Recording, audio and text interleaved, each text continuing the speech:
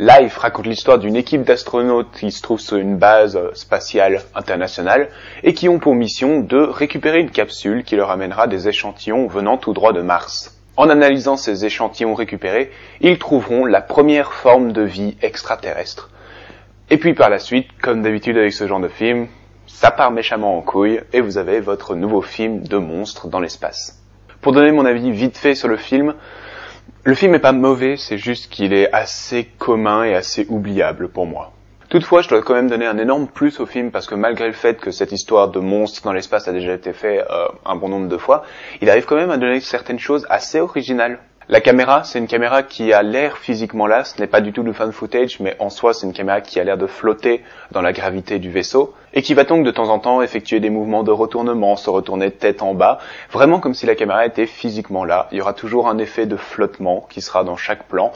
C'est pas au point de devenir nauséeux, je vous rassure, mais c'est présent. Et ce n'est jamais aussi clairement visible que le tout début du film, qui commence donc par un énorme plan séquence dans cette station, mais que si vous connaissez un minimum les plans séquences et comment ça marche, vous voyez très clairement où sont les coupures.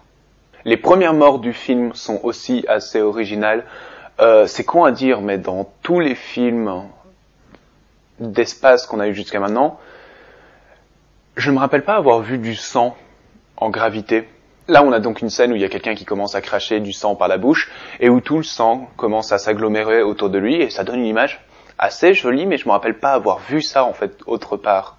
La deuxième mort qui arrive à une chercheuse à un moment lorsqu'elle est dehors dans l'espace, ça aussi, c'est assez neuf. J'avais pas vraiment vu ça dans des science-fiction d'horreur.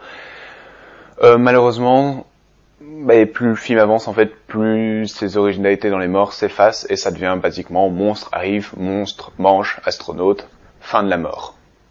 Et la transition vers ce qui va pas dans le film n'a pas vraiment de tension, il n'y a pas vraiment un moment où je me suis senti effrayé ou tendu ou claustrophobique. Souvent dans ce genre de trucs c'est la claustrophobie qu'on travaille, parce que comme beaucoup de films d'horreur récents et même justement les concepts de monstres dans l'espace, les personnages sont pas assez intéressants, ils sont pas assez attachants pour qu'on en ait quelque chose à foutre qui survive.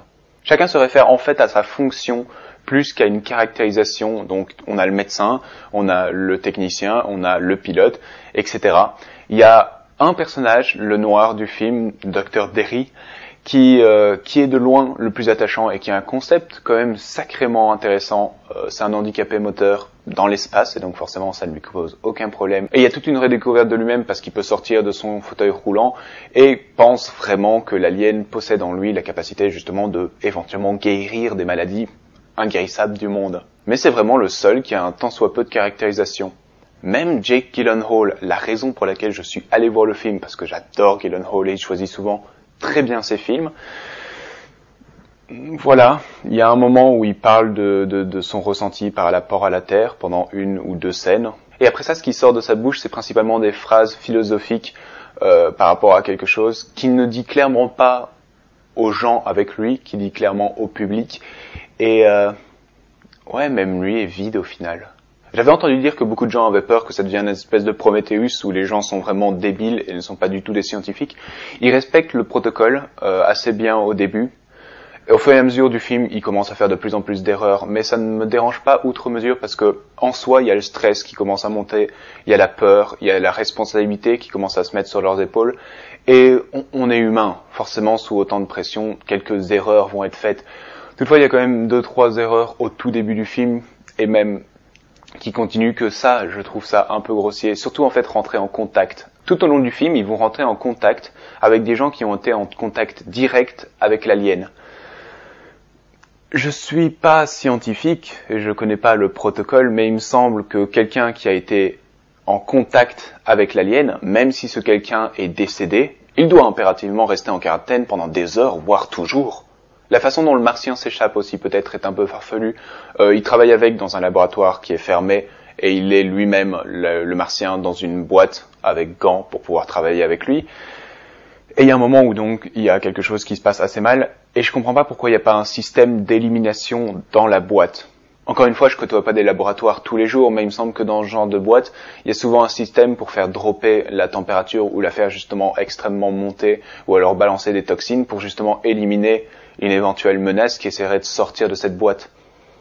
Peut-être. Forcément, comme d'habitude avec ce genre de film, plus ça avance, plus ça devient grand, énorme, et explosion, etc. Et le film est extrêmement bruyant. Ils ont choisi de faire un espace bruyant, donc à la Star Wars, et il y a vraiment plusieurs scènes où c'est un bruit constant pendant 7 minutes, très fort, avec une musique constante, très fort pendant 7 minutes, et ça crée vraiment une espèce de cacophonie dégueulasse à écouter qui, pendant 7 minutes d'affilée, ouais, ça devenait méchamment agaçant. Et finalement, le film m'a quitté avec un énorme doigt d'honneur comme au revoir, parce qu'il se finit avec une fin extrêmement prévisible, qui est facilement donnée en fait à cause du montage, à cause de la façon dont tout le film est écrit, et donc la logique de comment est-ce que la fin sera écrite. Et non, désolé film, si tu croyais que c'était une fin intelligente, je la trouve assez prévisible et assez pourrie pour le coup. Je relativise parce que j'ai l'impression de vraiment énormément cracher sur le film. Le film est pas mauvais, c'est juste que il a rien de très spécial, je le reverrai pas. Si je devais coter ma satisfaction en ayant vu Life, elle serait de 12 sur 20. Comme toujours, merci d'avoir regardé cette vidéo, vous pouvez l'aimer, la partager, vous abonner à ma chaîne et la partager également. J'ai une page Facebook, Twitter dans les liens de la description et je vous retrouve la prochaine fois pour une nouvelle critique.